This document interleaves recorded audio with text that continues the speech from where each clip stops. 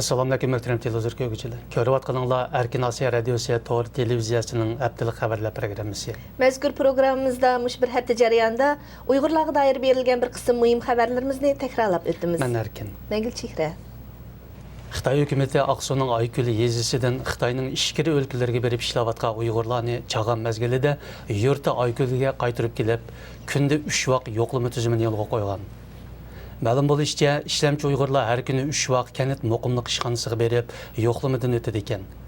Yaqinda Aykulga qaytarib kelingan bir Uyg'ur yosh hozir yezining vaziyati baq qattiqligini, yezi olisini sirtqa chiqilib qo'ymayotganligini bildirdi. Bu Uyg'ur yoshining aytishicha, kanitdagi muqimlikqa mas'ul doiralar kanit a'zolarini bo'libmi ishsiz yoshlarni kunda 3 qatim yo'qlama qilgandan boshqa yana turli san'at faoliyatlarini tayyorlashga soladi ekan. Yo'qlamaga kechikkan yoki san'at nomerlarini talabga loyiq o'rindamaganlarni bo'lsa jazolaydi ekan. Uyghur Abdunum rayonluq hukumat mazkur rayonning umumiy nufusi 2015-yilning oxirlarida 23 million 600 mingga yetib, bir yilda 610 ming ko'payganligini e'lon qildi.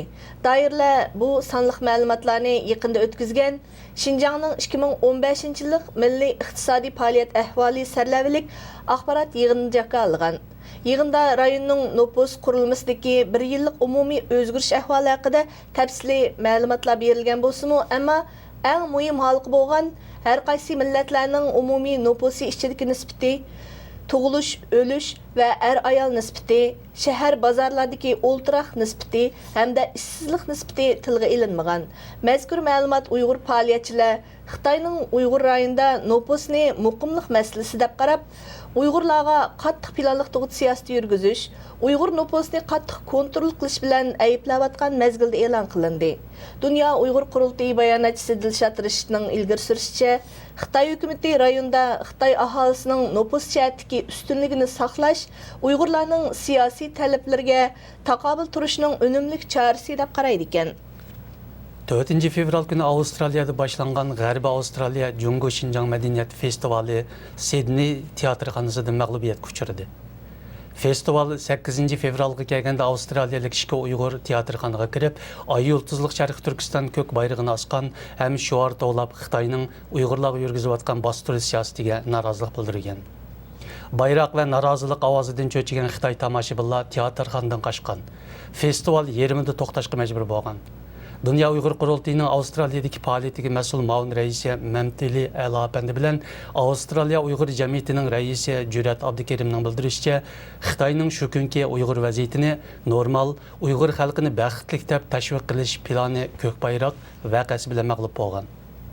Bu qitimqi bu madaniyat festivalini Xitoy elchixonasi uyushtirgan edi. Uningga Izzat İlyas, Tursunay İbrahim qatorliq Uyg'ur san'atkorlar va yana bir qism tojik qatorliq boshqa millat san'atkorlari o'yin ko'rsatishga taklif qilingan. 7 fevral günü Türkiye'deki ammaviy tashkilotlar Qaysari shahrida o'ltirishliq Uyg'ur musofirlardan hol so'rab, ularga iqtisodiy yordam bo'ldi. Mazkur faoliyatni Turkiyaning Konya shahridagi Irfan Ma'rif va hamkorlik do'stlik jamiyati bilan Qaysari shahridagi Chadut jamiyati nomli ammaviy tashkilot birga uyushtirgan.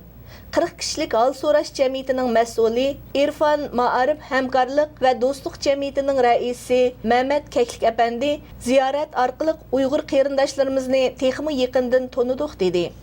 Mehmet Keklik apandi so'zda yana Turkiya bosh ministri Ahmet Davutoğlu'ga iltimos qilib, Uyg'ur musofirlarining salomatlik sug'urtasi va Turkiyada ishlash ruxsati elishiga yordam qilganligini bildirdi. Uyg'ur kishilik huquq tashkilotlarining bayon qilishicha, Qaysaridagi Uyg'ur musofirlar Xitoyning siyosiy, diniy besimida Tayland, Malayziya qatorliq ellarga chiqib, u yerdan Turkiyaga kelib Qaysariga o'rinlashgan. Neft bahasının tushib ketishi qarmaydagi neft ishchilarining kirimiga qattiq ta'sir qilgan. Ishchilarning oylik maoshi ozayib, mukofot puli va ta'minot qisqargan. Qarmaylik bir ishchi ishlash vaqti burunqidan nechasi ko'paygan bo'lsa-mu, ammo ish haqi tuvallab ketganligini bildirib, bu qarmayning yuqori iste'mol turmush saviyasiga cho'ng ta'sir ko'rsatayotganligini ilgari surdi. O ishchining bayon qilishicha, dunyo neft bahosining tushib ketishi natijasida ularning elayotgan maoshi burunqiga qaraganda 1000 so'mdan 1500 so'mga qadar azaygan. Xitoy xabarlar to'g'rida ma'lum bo'lishicha, Qarmay neftligi yaqinqi 60 yildan buyon Oqbuloq, O'rqa, Qarmayli, Jimsar qatorliq 30 dan ortiq rayonda neftlik barpo qilgan bo'lib, bu rayonlardan toplam 300 million tonnadan ortiq neft ilingan. Bulturqi statistikada Qarmay neftligining yillik ishlab chiqarishi 11 million 800 ming tonnaga, gaz ishlab chiqarishi 27 milliard 100 million kub metrga yetib olgan. Мәшрәп фәалияте Германия ва Европада уйгыр милли кимлиги, мәдәният әнъәнәләрне, уйгыр теле ва үрп-гадәтләрне кугдаш, коллаштагы мөһим җәмәгать сорыны. Германиядә Чоңла мәшрәпе мана шу җәмәгать сорынларының беридер. Чоңла мәшрәпенең казысы Абдулмит Турсун әпәнди мәшрәпнең мухаҗираттагы мусафирлык хаятында бәхш итеп аткан тәсәлли ва мәнви озгы зор dedi. Мәшрәпнең пашшаплык вазифасını атқарып аткан уйгыр зиялисе Илияр әпәнди булса, өзенең бу вакыттагы тәсиратларын баян кылып өтте. Германия Чоңла мәшрәпе buningdan 5 yil avval башланган. Ахыркы кытымлык мәшрәп 2015 елы 22 август Германияның Карлсруhe шәһәрендә үткәрелгән. Мәшрәпкә Америка, Австралия, Япония, Төркия, Германия катарлык әлләрдән нургын уйгырлар килеп катнашкан иде. Möhtərəm televizor görüşçülər, yuqorida Erkin Asiya Radiosu Tor televiziyasının həftəlik xəbərlər proqramını gördüңlər. Kelər həftə görüşəylik. Xeyir xoş. Xeyir xoş.